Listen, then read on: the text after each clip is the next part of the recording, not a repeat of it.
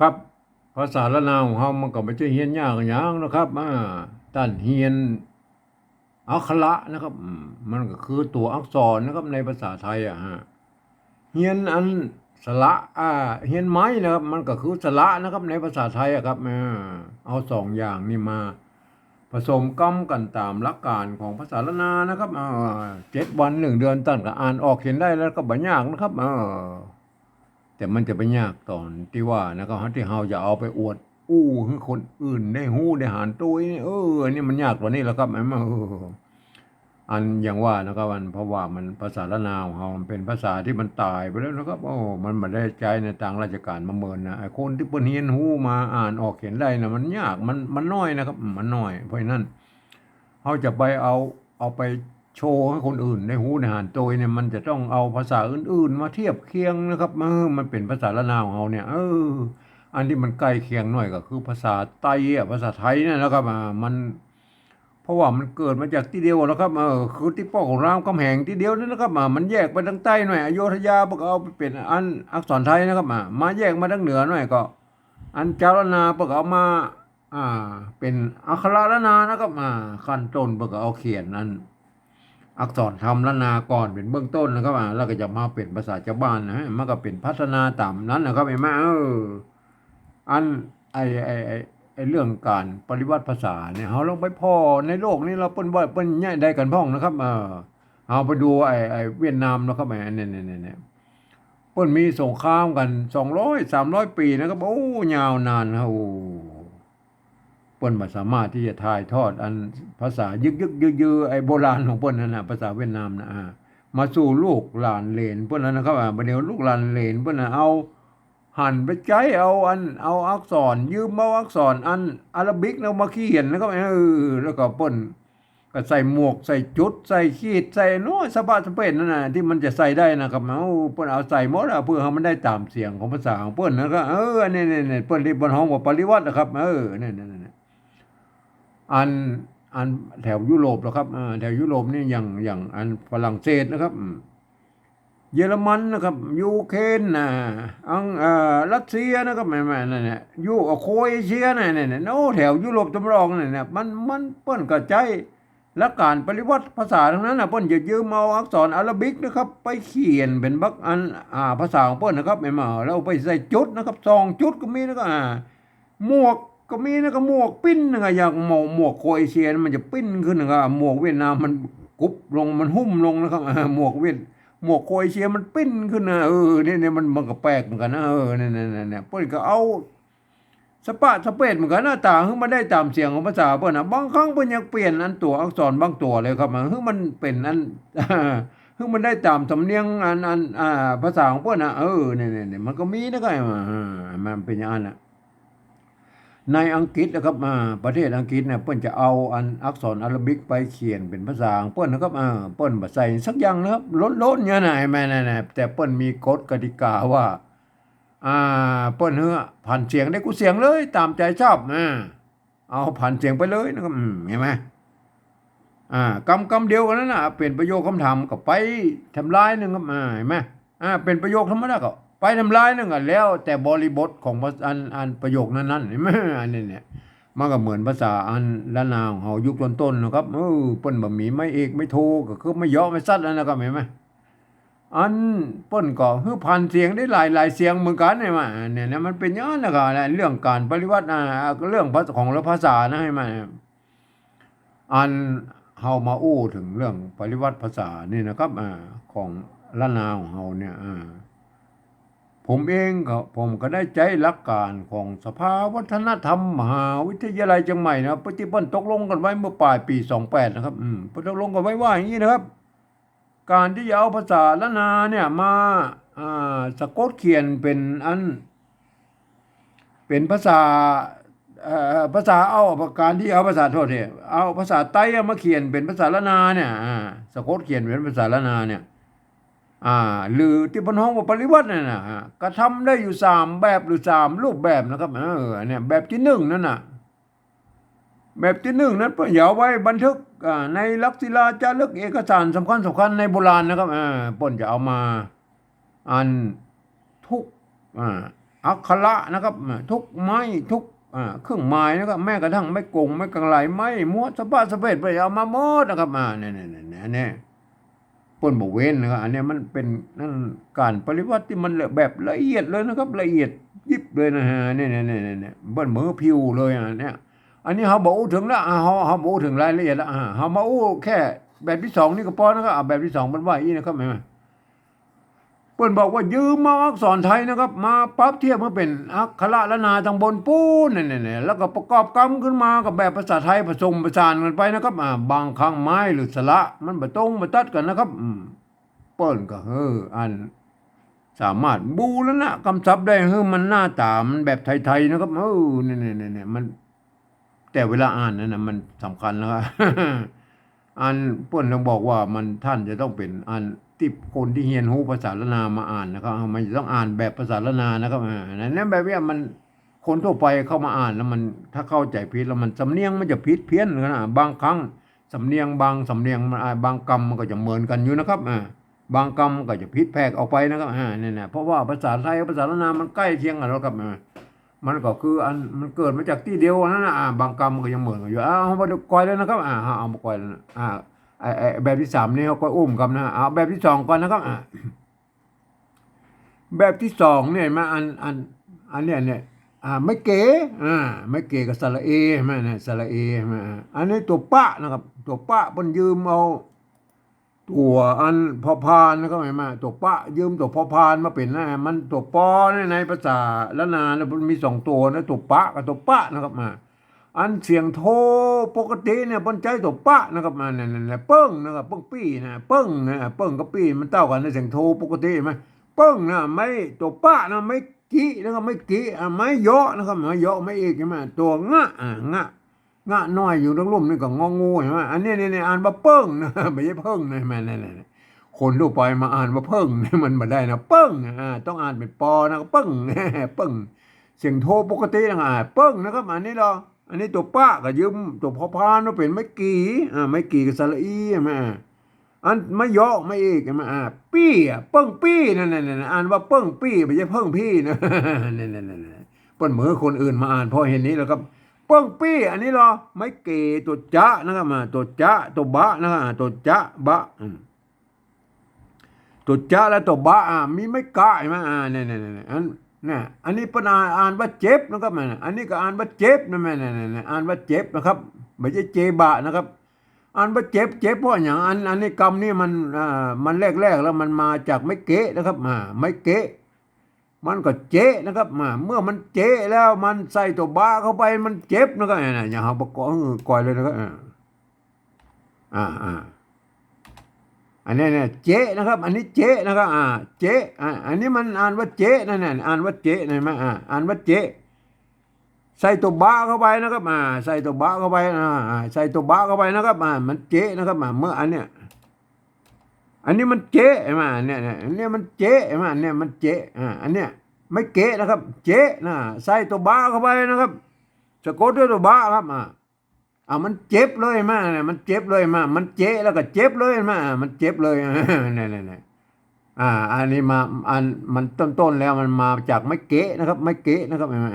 ท่านดูได้ไอ้เจ็บตั้งหลังนี่ก็เดี๋ยวก็อุ้มกันนะครับเห็นไหมอันนี้เจ๊นะครับอันนี้เนี่ยเจ็บนะมั้ยอ่านว่าเจ็บหน่อยเอาละตัวต่อไปนะครับอ่านว่าเจ็บแล้วนะครับเปิ้งปี้เจ็บนะครับเนี่ยเจ็บนะครับอันนี้เราตัวตะนะยืมตัวทอทหารมาเป็นตัวตะเห็นไหมตัวตะไม่ก็จ้างกับไม่โทเนี่ยอันตัวกันย่อนตัวลุ่มนี่ก็ตัวอ้างเนี่ยตัวงงงูเห็นไหมอันนี้อ่านว่าต้องนะครับเนี่ยอ่านว่าต้องเนี่ยอ่านว่าต้องตัวตะนะครับอ่านว่าต้องไม่ใช่ท้องนะครับเนี่ยมันเพราะมันบอกคนอ่านมาคนอื่นมาอ่านเพราะเห็นนี้แล้วก็เปิ้งปี้เจ็บต้องเห็นไหมเนี่ยมันต้องอ่านนี้นะครับอันนี้เปิ้งนะเปิ้งกับตะกี้ไม่เกตัวป้าไม่กี้ไม่เยอะตัวงะเปิ้งนะครับอันนี้มันเปิ้งน้องนะครับอันนี้ตัวหน้าไม่กอดจ้างตัวอ้างก็จะตัวงูน้องอันนี้น้องมันเต้าอะไรมาเสียงมันเต้าเสียงตีเต้ากันบางคำมันก็เหมือนกันอยู่แล้วครับในภาษาไทยกับภาษาละนาเนี่ยมันเกิดมาจากที่เดียวกันอันนี้ลองอันนี้เจ็บตัวนี้มันมาจากอันไม่เก๋นะครับ ไม่เก๋เนี่ยอย่างนี้มันเก๋นะครับมันเจ๋อันตัวจะไม่เก๋เจนะครับใส่สะกดด้วยตัวบะเข้าไปอันนี่สะกดด้วยตัวบะเข้าไปมันเจ็บนะแม่มันเจ็บอันใส่ไม่ซัดเข้าไปมันเจ็บแม่เนี่ยมันไม้ซัดในที่นี้มันทำหน้าที่เป็นไม้ใจคู่นะครับมันก็กดเสียงจากเสียงเอกไว้เป็นเสียงจัตวาเนี่ยเจ็บนะครับอันเจ็บนะอันตัวหน้าก็เจ็บมาตัวหลังก็เจ็บมันเขียนได้สุดสองแบบนะครับไอ้เรื่องเจ็บเนี่ยนะไปท่านจะเขียนแบบแรกก็เรื่องของนั่นนะครับเฮาอันนี้ไม่ใช่อ่านว่าเจ็บนะครับอ่านว่าเจ็บนะครับอันนี้เหรอไม่ใช่อ่านว่าเจบะนะครับนั่นอ่านว่าเจ็บเหมือนกันนะอันนี้ก็เจ็บเหมือนกันใช่ไหมอันนี้ต่อไปนะครับตัวตะนะครับยืมตัวต่อเต่ามาเป็นตัวตะไม่กาเนี่ยอ่านว่าตานั่นเนี่ยอ่านออกเสียงจัตวาตานะอันนี้นะตัวตะนะครับไม่กาอ่านว่าตาออกเสียงจัตวานะครับเนี่ยท่านก็ไปดูนะครับภาษาปฏิบัติบทที่สองอันนี้เปิ้งนะครับเปิ้งก็ไม่เกตัวปะไม่กี้ไม่เยาะตรงอ่ะเปิ้งนะอ่านว่าเปิ้งป้าเนี่ยมาถึงเสียงโทพิเศษอะไรมาไอ้ป้าตัวปะนั่นก็ยืนไอ้ตัวปะเห็นไหมอันตัวปอเนี่ยมันไม่มีตัวปะก็ตัวปะเห็นไหมนะตัวปะนี่มันตัวเสียงโทพิเศษเนี่ยมันใจตัวปะนะครับอักษรสูงป้าเห็นไหมตัวปะก็ยืมตัวปอปามาเป็นใช่ไหมเนี่ยมันปอเหมือนกันไอ้ตัวปะกับตัวปะเห็นไหมอันนี้มันปอเหมือนกันนะออกเสียงปอเหมือนกันนะป้าเสียงโทพิเศษใช่ไหมไม่โทไม่ขอจ้างไม่โทไม่กาอันนี้อ่านว่าป้าเสียงโทพิเศษนะมันไม่ใช่ป้านะครับภาษาไทยมันอ่านได้แค่ป้ามันอย่างนี้มันผิดกันไปนะมันผิดกันไปสำเนียงมันผิดกันแล้วก็เปิ้งนะครับเปิ้งเปิ้งเปิ้งเปิ้งเนี่ยเปิ้งก็เขียนอย่างนี้นะเปิ้งตัวนะตัวก็อ้างนะเนี่ยก็ไม่กาเปิ้งป้าเปิ้งนั่นเอาอันนี้เนาะเปิ้งเปิ้งตัวป้าไม่เก๋ตัวป้าไม่กี้ตัวงะเปิ้งไผ่ไม่ไก่ตัวพระเนี่ยไผ่อันนี้มันเต่านะไผ่ก็ไผ่เนี่ยมั้ยภาษาไทยพวกกับไผ่เหมือนกันนะไผ่อันนี้บ่อแล้วครับบ่ออันนี้ในภาษาอันละนาเกาเงาพวกเขียนเต้าอี้นะตัวบะไม่กังมนนะครับพวกเขียนเต้าอี้อ่านว่าบ่อนะครับป้นมาใส่กันย้อนไม่เยาะนะครับมือมันอ่านเป็นบ่อนะมันตรงกับบ่อน้ำพวกก็เลยเขียนเต้าอี้นะครับมันมีตั้งแต่ยุคต้นๆของภาษาละนาแล้วนะครับอ่านบ่อนะครับอันนี้บ่อนะอันถ้าเป็นแบบที่หนึ่งไปเอาไม้กังมนมาใส่นะครับเนี่ยอันแบบที่สองเท่ากับบูรณะคำศัพท์มันเป็นบ่อไทยนะครับบ่อไทยเป็นใส่ไม่เอกเนี่ยบ่อเนี่ยได้นะบ่อได้อันนี้ได้ไม่ไก่ตัวดะไม่ขดจ้างใช่ไหมนี่เนี่ยมันก็แทบมาตัวอีอ่านว่าได้เสียงโทพิเศษนะครับบางครั้งมันก็จะได้นี่ไปจะเขียนเป็นได้ญะก็ได้นะเอาตัวญะมาใส่เนี่ยก็คือไม่ไก่เหมือนกันนะครับก็เขียนได้อยู่สองแบบไทยจะอันเขียนแบบใดก็ได้นะครับแต่อันได้แบบนี้มันเขียนมาตั้งแต่ยุคต้นๆของภาษาละนาแล้วพอเขียนเต้าอี้นะมันไม่ใช่ได้ญะนะครับเห็นไหมแต่รุ่นหลังมาใส่เป็นได้ญะมันก็โอเคนะเขาก็โยนกันนะครับบันภาษาละนาของเขาก็มันก็มีหลายเผ่าพันธุ์แล้วก็หลายตี้นะครับบางทีพวกกระทายทอดกันมาอย่างนั้นก็โอเคนะครับก็แล้วไปนะครับครับเห็นไหมอ่านได้นะครับอ่านได้นะครับอ่านได้นะครับอันนี้คือจะต้องเป็นคนที่เพิ่นเรียนรู้ภาษาละนามาอ่านนะครับเพิ่นจะอ่านไปเพิ่นหันเป็นอันนี้ตัวปะนะครับอันนี้ตัวจะตัวบะตัวตะนะนี่ตัวนะเห็นไหมอันนี้เนี่ยเพิ่นก็หันเป็นอย่างนี้เป็นภาษาละนานะครับพวกก็จะอ่านไปตามนั้นเนี่ยหลักการของภาษาละนาทั้งบนพุ่นเพิ่นจะอ่านว่าอย่างนี้นะครับเปิ้งปี้เจ็บต้องเปิ้งน้องเจ็บตาเปิ้งป้าเปิ้งเปิ้งไผ่บ่ได้นะครับอันนี้เป็นสำเนียงของไตยวนเชียงใหม่นะครับอันสำเนียงอันไตลือกับไตกับไตไอ้ยองนะครับมันก็จะไปทำแบบหนึ่งนะครับก็ท่านก็โปรดเข้าใจไว้ด้วยนะครับอันเอามาอู้ถึงแบบที่สามเลยนะครับแบบที่สามบนอันตามอันข้อตกลงปลายปี28ของสภาวัฒนธรรมมหาวิทยาลัยเชียงใหม่นะครับเปิ้นว่ากันอย่างนี้นะครับเปิ้นว่าฟังเอาเสียงภาษาละนาตำบลปูนเนี่ยที่เปิ้นเปล่งเสียงออกมานะครับ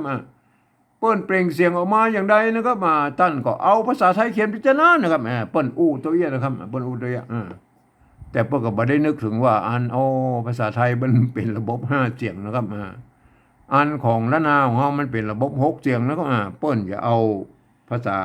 ไทยนี่มาเขียนเป็นภาษาละนาเนี่ยตามคำอู้นั่นนะครับมัน มันบ่ได้บางเสียงนะครับอย่างเช่นอันเสียงโทพิเศษโทเมืองเนี่ยอันในภาษาละนาภาษาไทยนะเปิ้นบ่มีอันวรรณยุกต์มาฮื้อนะครับมาเปิ้นบ่มีเสียงนี้นะครับมาในภาษาภาษาไทยนะมาเปิ้นบ่มีวรรณยุกต์เลยเปิ้นก็บ่สร้างวรรณยุกต์เพราะฉะนั้นท่านก็ไปคิดค้นกันเอาเองนะครับท่านจะท่านจะเทียบเคียงอย่างใดหรือปริวัติอย่างใดนะครับเป็นเรื่องของท่านนะครับมันผมเองนี่ใจหลักการของภาษาเวียดนามนะครับใจแบบอย่างของภาษาเวียดนามที่ไปใส่จุดใส่หมวกใส่ขีดใส่อย่างมั่วนะเพื่อเขาไม่ได้ตามเสียงของเพื่อนผมก็ภาษาไทยพูดเขียนมาได้นะเสียงโทพิเศษโทเมืองนะผมก็เอาใส่จุดประดับไว้นะครับไอเสียงในเสียงโทพิเศษนะก็เสียงอื่นก็สะกดไปตามนั้นนะครับมันก็จะได้หมดทุกเสียงนะเห็นไหมก็แล้วแต่ท่านนะแต่บางคนก็จะเปิบเอาเสียงโทที่ภาษาไทยพูดเขียนเป็นเสียงโทปกติไม่เป็นเสียงโทพิเศษเนี่ยนั่นน่ะมันก็เลยทำมือตัวอื่นมันก็จะพลาบกันไปหมดนะครับ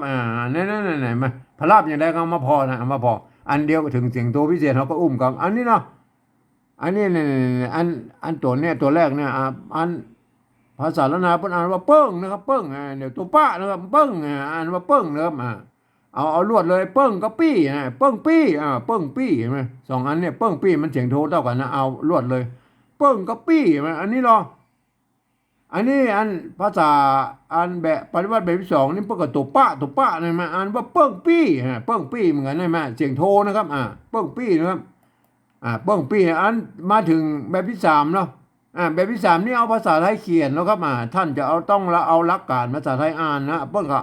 อ่านว่าอย่างนี้นะเพิ่งพี่เพิ่งพี่ใช่ไหมมันเพิ่งพี่ครับจะให้มันเป็นเพิ่งพี่ได้แล้วก็เอาตัวปะมาเขียนแล้วก็มาเนี่ยตัวปลานะมาเขียนนะเนี่ยมั้ยเปิงใช่ไหมเปิงใช่ไหมเปิงใส่ไม่เอกเปิงเปิงใช่ไหมเปิงใช่ไหมเปิงอันนี้ตัวเอาตัวปะมาเขียนนะตัวปะนะครับปะไม่กี่นะครับตัวปลาไม่กี่สระอีใช่ไหมไม่ย่ออันใส่ไม่เอกใช่ไหมเปิงปีเปิงปีไม่ใช่เปิงปีนะอันนี้เนาะเนี่ยถ้าเอาอันนี้มาเป็นป้ายใช่ไหมเนี่ยเอาเสียงเป็นเอานี่มาเป็นป้ายใช่ไหมเอาป้าเนี่ยมาป้าเนี่ยเสียงโทพิเศษนะป้าอันนี้ก็ท่านก็จะต้องเขียนเป็นอย่างอี้นะถ้าไปใส่เสียงโทมันก็จะปึ้งปี้ไปอย่างมันก็เลยเนี่ยถ้าท่านเขียนเอาป้าเนี่ยมาเขียนเนี่ยเห็นไหมเนี่ยป้าเนี่ยมันเป็นเสียงโทพิเศษแล้วครับเนี่ยป้าเนี่ยถ้าเอาท่านเปิบขี้ตูเอาอันนี้เนี่ยภาษาไทยป้นป้านะครับเห็นไหมท่านเปิบขี้ตูมันไม่เป็นป้าท่านไอ้ตัวนี้มันก็จะพลาบกันไปลงไปนะครับเห็นไหมมันท่านก็ต้องใส่ไม่เองมันเปิ้นอ่านตามหลักภาษาไทยเปิ้นอ่านว่าเปิงปีป้าเห็นไหมเปิงปีป้าเห็นไหมผมก็เขียนไปตามนั้นนะไอ้เปิ้งปี้นั่นภาษาไทยเปิ้นก็เขียนได้นะก็อ่านเปิ้นใส่ไม่โทนะเปิ้งเห็นไหมใส่ไม่โทมันก็เปิ้งเห็นไหมอันเนี้ยเนี่ยไอ้ปี้นะปี้นี่ใส่ไม่โทมันก็ปี้เปิ้งปี้นะอันนี้บัดต้องไปเปิบไปคิดตูว่ามันเป็นป้านะครับเอาจุดประดับไว้คือมันหูว่าแบบนี้เอาเป็นป้านะครับเสียงโทพิเศษนะเปิ้งปี้ป้าเห็นไหมถ้าบ่มีจุดนี่มันป้ามันเสียงโทเนี่ยมาก็ท่านเข้าใจนะได้แล้วนะครับเห็นไหมเปิ้งปี้เปิ้งปี้นะครับเจ็บนะครับต่อไปต่อไปเนี่ยเปิ้นภาษาละนาเปิ้นเจ็บนะครับอันนี้รอเจ็บนะครับอันนี้ตัวจะบะมันไม่กะเจ็บอันนี้รออันนี้ภาษาไทยอ่านนะครับเจบะเห็นไหมอ่านเป็นเจบะคือมันเป็นเจ็บได้เลยครับเนี่ยอันนี้เจ็บเลยมั้ยอันนี้มันเจ็บเห็นไหมเจ็บก็ใส่ไม่จัตวาป่ะเนี่ยเจ็บเห็นไหมเนี่ยเจ็บเปิ้งปี้เจ็บเห็นไหมเนี่ยเจ็บเลยนะเห็นไหมถึงแม้ว่ามันจะไม่มีเสียงอย่างอี้ในภาษาไทยก็บ่เป็นหยังนะก็เขาใจหลักการภาษาละเวียดนามนะเปิ้นตัวอย่างในภาษาเวียดนามเปิ้นใส่จุดใส่หมวกใส่ขีดใส่ปะสะเบ็ดเหมือนกันเขาก็ยืมเอาวรรณยุกต์ของเพิ่นมาใส่ละเอกโทจิตวานะเฮามายืมมาใส่นะบ่ต้องเอาหลักการของภาษาไทยเป็นบางอย่างนะเฮาก็ตัดออกไปนะครับเปิ้งปี้เจ็บนั่นอันนี้เนาะอันนี้ตัวที่4เนี่ยต้องนะครับอ่านว่าต้องตัวตะนะครับ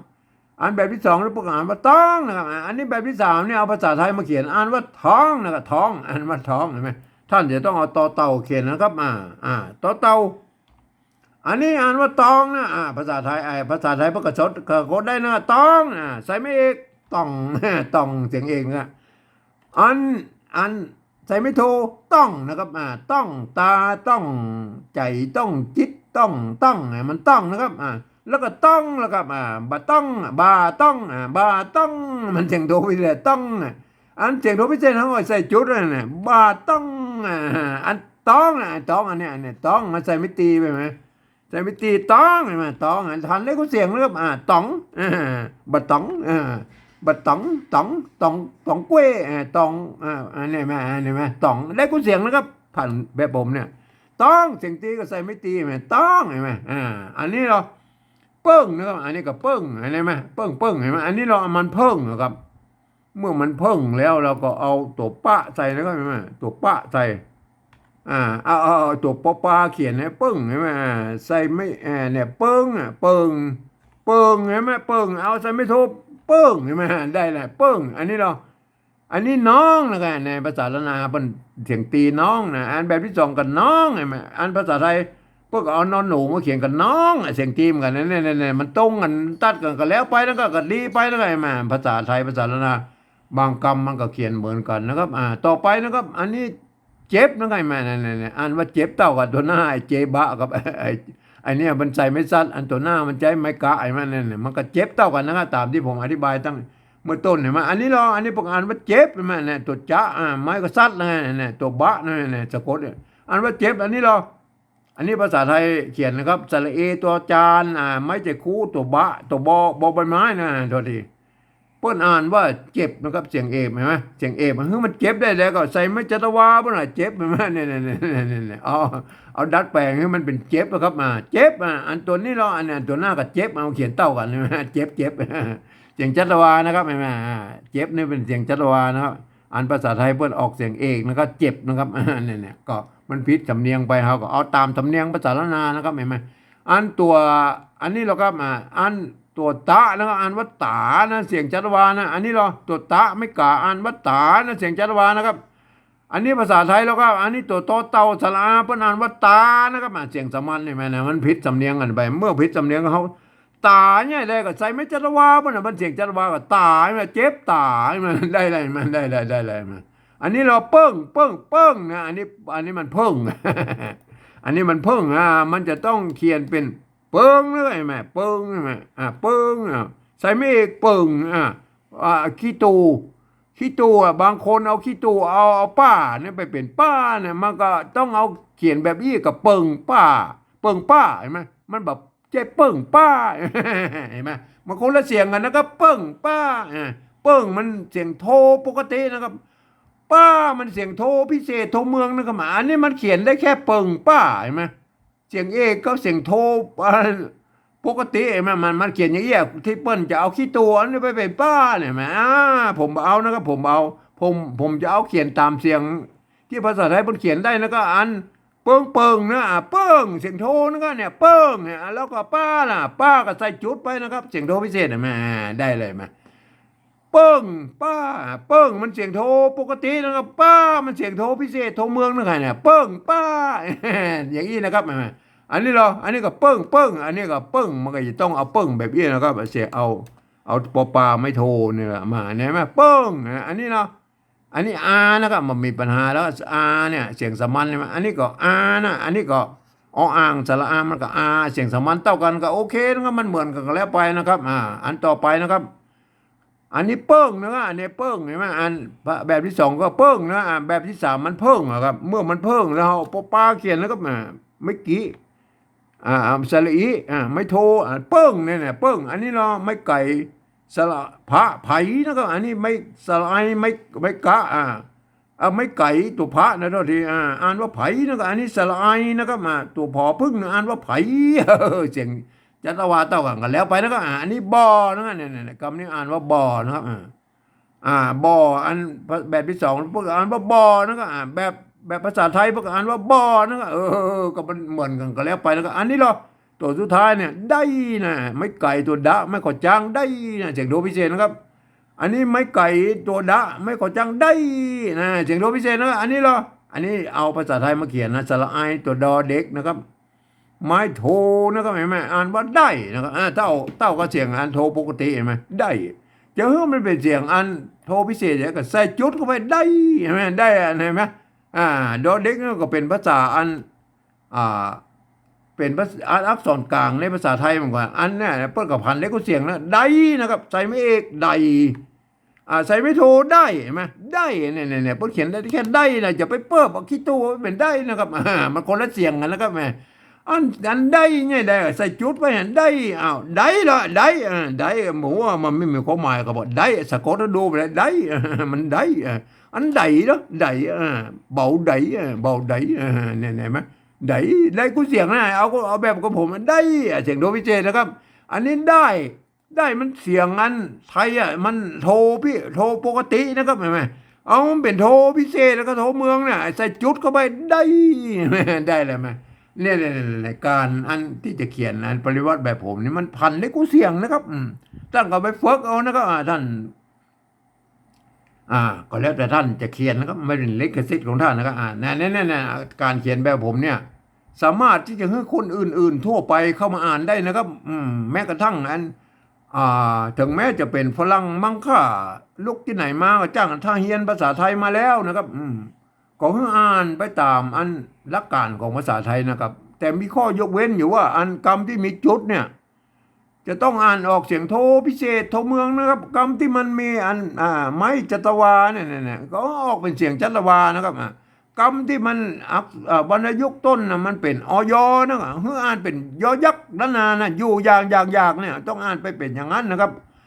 กรรมที่มันเป็นยอยักษ์ตัวเดียวนะวันพยัญชนะต้นนะยอยักษ์ตัวเดียวอ่านเป็นตัวยอนะตัวญะนะครับตัวญะในภาษาล้านนาออกยอยักษ์ล้านนานะครับญะเห็นไหม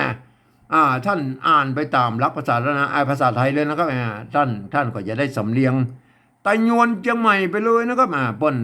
มันก็จะต้องอ่านอย่างนี้อันนี้เป็นสำเนียงไตยวนเชียงใหม่นะเปิ้นอ่านอย่างนี้นะครับเปิ้งปี้เจ็บต้องเปิ้งน้องเจ็บตาเปิ้งป้าเปิ้งเปิ้งไผ่บอดได้มันนี่นะอันนี้คือสำเนียงไตยวนเชียงใหม่นะครับสำเนียงไตลือกับไตยองก็ว่าก็ไปแบบนะครับไตเขินเนี่ยมันก็ไปเบี้ยวกันไปแต่แบบนึงนะครับมันก็ก็ว่ากันไปนะท่านจะเขียนได้ก็แล้วแต่อันนี้คือลักษณะของการปริวัติแบบที่3แบบตามสำเนียงกำอู้ของกิ้นสิงเคนี่คือของผมนี่เองนี่ครับเนี่ยอันแบบที่2นี่มันแบบมีปัญหาเพราะมันเป็นหลักการภาษาที่เป็นข้อตกลงปลายปี28ของสภาวัฒนธรรมเปิ้นตกลงเอาไว้แล้วนะครับเปิ้นตกลงว่าเอาภาษาไทยมาเทียบเอามานะครับมาทุกอักษรเปิ้นจะเอาเขียนมาอย่างนี้นะอ่านคนทั่วไปบ่สามารถเข้ามาอ่านได้นะมันจะต้องเป็นคนที่เห็นรู้ภาษาละนามาอ่านนะครับเปิ้นจะเห็นว่าอันนี้เป็นตัวปะตัวจะตัวบะนะตัวตะนี่เป็นภาษาละนานะเปิ้นอ่านไปตามนั้นนะครับเปิ้นอ่านว่าอย่างนี้นะครับเปิ้งปี้เจ็บต้องเปิ้งน้องเจ็บตาเปิ้งป้าเปิ้งเปิ้งไผ่บอดได้เนี่ยอันนี้คือสำเนียงไตยวนเชียงใหม่นะอันสำหรับภาษาละนาเกาเงาทางบนก็เขียนได้อย่างอี้นะครับเขียนกันได้อี้แต่มันก็เขียนได้อยู่หลายแบบอยู่นะครับมันก็ได้แบบอยู่บ้านแล้วแต่เผ่าพันธุ์ของอันเจ้าละนาของเรามันมีอยู่4-5เผ่าพันธุ์หลักๆนะครับอันไตยวนไตลั่วไตลื้อไตเขินไตยองนะครับเห็นไหมเปิ้นก็ถ่ายทอดของเปิ้นมาภาษาของเปิ้นมาตามสายของเปิ้นนะครับประเดี๋ยวนี้มันก็ออกมาปรากฏอยู่แล้วว่ามันก็เขียนแตกต่างกันไปนิดๆนะครับบางคำเป็นบางคำแต่ส่วนใหญ่แล้วมันก็เหมือนกันนะครับอย่างเช่นอันตัวเนี้ยเห็นไหมอันบ่อโบราณเนี่ยเพื่อใส่อันตัวบะก็ไม่กังบนเนี่ยเพื่อใส่ตัวอี้นะบ่อโบราณยุคต้นๆเห็นไหมบ่อนะบางที่เพื่อก็ใจไม่เหาะใส่เติมเข้ามาแต่มันก็สุดแล้วแต่ท่านมันก็บ่ได้ผิดอย่างนะครับก็เขียนได้อยู่ท่านจะใส่ไม่เหาะบ่ใส่มันก็อย่างนี้นะก็เขียนได้นะมาก็แล้วแต่นะครับไอ้คำอื่นๆเนี่ยแม่ก็อย่างเช่นคำว่าเจ็บเนี่ยมันเจ็บนะ อันเจ็บตัวแรกนี่มันมาจากไม่เกะนะสะกดด้วยตัวบะมันเจ็บเลยไหมอันนี้อันนี้มันมาจากไม่เกะนะครับมาเนี่ยตัวจะเจ็บตัวหลังเนี่ยมาจากไม่เกะนะมันสะกดด้วยตัวบะมันออกเสียงเอกมันเจ็บนะครับไปใส่ไม่ซัดทำหน้าที่เป็นไม้แต่โก้ไปอ่านว่าเจ็บนะมันเนี่ยก็แล้วแต่ความนิยมของแต่ละที่เพิ่นจะเขียนแล้วก็ไม่มาก็สุดแล้วแต่มันก็จะเป็นอย่างนี้แต่เพิ่นก็อ่านก็ได้เนี่ยยังได้เนี่ยมันได้อันได้โบราณเพิ่นก็ไม่ไก่ตัวดะไม่ขอจ้างเพิ่นก็เขียนตัวอีนะก็อ่านว่าได้นะบางที่เพิ่น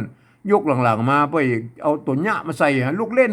นะมันก็เป็นได้ญะนะครับได้ญะก็ท่านจะเขียนแบบได้มันก็ได้นะครับก็โอเคมันก็ได้เหมือนกันนะครับก็สุดแล้วแต่ท่านชอบนะครับเห็นไหมแต่เพิ่นก็อ่านกันได้นะครับอย่างนี้นะอ่านว่าอย่างนี้นะครับ เปิ้งปี้เจ็บต้องเปิ้งน้องเจ็บตาเปิ้งป้าเปิ้งอาเปิ้งไผ่บ่ได้อันนี้คือสำเนียง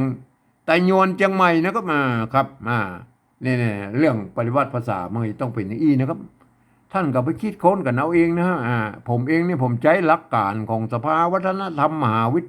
วิทยาลัยเชียงใหม่เปิ้นตกลงกันไว้เมื่อปลายปี28นะเขาก็ต้อง ยึดถือเอาของเปิ้นไปเป็นหลักก่อนนะครับไม่ใช่เอาหลักกูนะครับไม่ใช่เอาหลักกู